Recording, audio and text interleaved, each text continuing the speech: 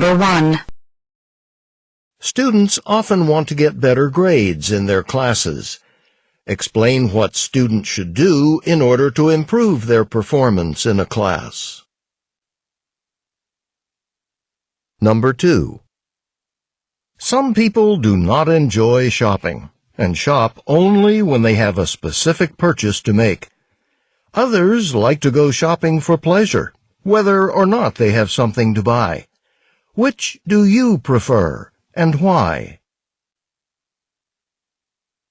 Number 3.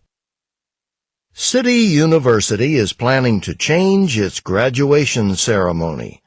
Read an article about the change in a campus newspaper. You will have 50 seconds to read the article. Begin reading now. Now listen to two students discussing the article. You know, I wish they wouldn't do this. Why? Well, I think it's unnecessary. I mean, as far as the first reason goes, yeah, sure, it takes a long time to have everyone receive their diploma individually, especially now that there are more students. But there's an easy way to make it shorter. What's that? Reduce the number of speeches. I mean, a lot of people give speeches. Students, professors, administrators, the president of the university. Do we really need that many speeches? Probably not. And a lot of the speeches are pretty boring anyway, so yeah, we probably could cut out a few. Yeah, and I don't think their second reason's very good either, about the space. How's that? The problem isn't the size of the hall, it's that they allow students to invite too many people to come and watch. All they need to do is reduce the number of guests each graduating student gets to invite. Yeah, I guess that could solve the problem. Yeah. I mean, right now, each graduating student can invite up to 10 people. That's too many. At most schools, students only get to invite like 4 or 5 people. If we just said, okay, you can only invite 6 people, that'd still be more than most other schools, and the ceremony could stay the way it is. The woman expresses her opinion about the university's plan. Briefly summarize the plan, then state her opinion and explain the reasons she gives for holding that opinion. Number 4. Read a passage from a sociology textbook. You will have 45 seconds to read the passage. Begin reading now. Now listen to part of a lecture from a sociology class. Now, the invention of the telephone was revolutionary. It was a much easier and faster way of communicating than anything else available at the time. However, when the telephone first became widely available towards the end of the 19th century, only businesses used telephones because businesses realized how the telephone could benefit them, how it could help them be more productive. But a lot of people in the general public didn't think the phone should be used for personal communication. Some people didn't like to listen to someone's voice without being able to see them. Also, a lot of people thought that it was rude to call someone on the telephone instead of visiting them in person. They missed the sense of personal connection they got from meeting someone. However, as we all know, people gradually changed their minds about the telephone. It took about 30 years, but eventually most homes came to have telephones, and everyone came to depend on them. Talking to someone you couldn't see began to seem more and more normal. Friends began to call each other just to chat, just for fun. And after everyone agreed on certain rules of politeness, such as not calling someone late at night, no one considered it rude anymore to make personal phone calls. Using the example of the telephone, explain the concept of cultural lag. Number 5.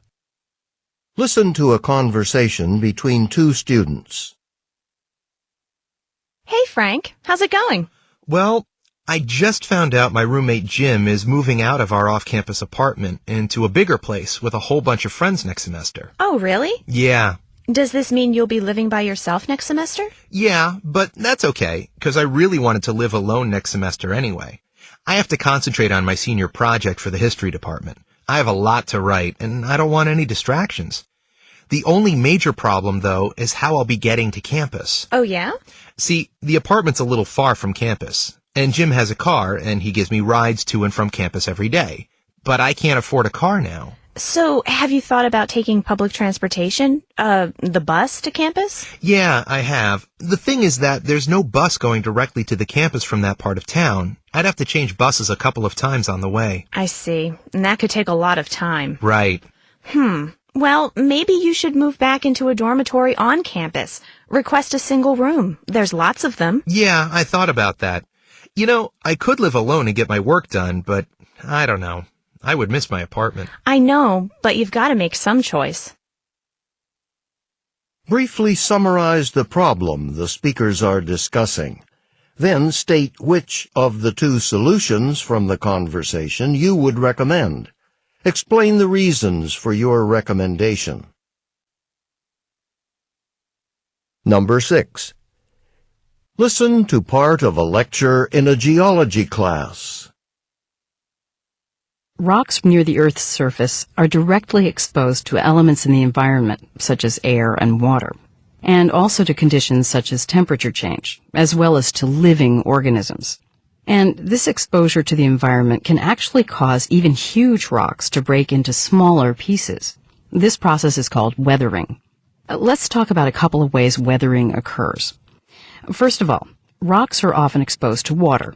In cold, wet environments, rocks can break due to water freezing inside of them. How does this happen? Well, as I'm sure you know, when water freezes, it expands, and over time, this can lead to weathering. Imagine a rock with a small opening or crack in it. It rains, and water gets into the crack and stays there.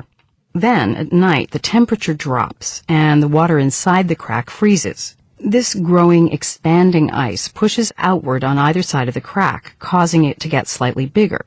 When this happens again and again, the crack becomes larger, and eventually pieces of the rock break off.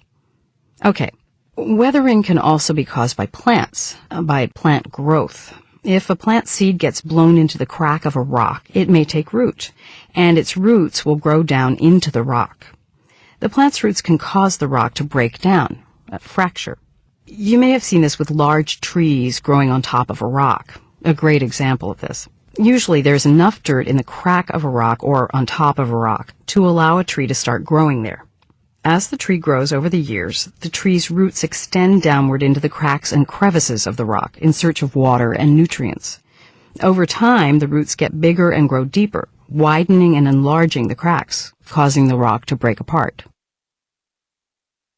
Using points and examples from the lecture, explain 2 ways weathering occurs.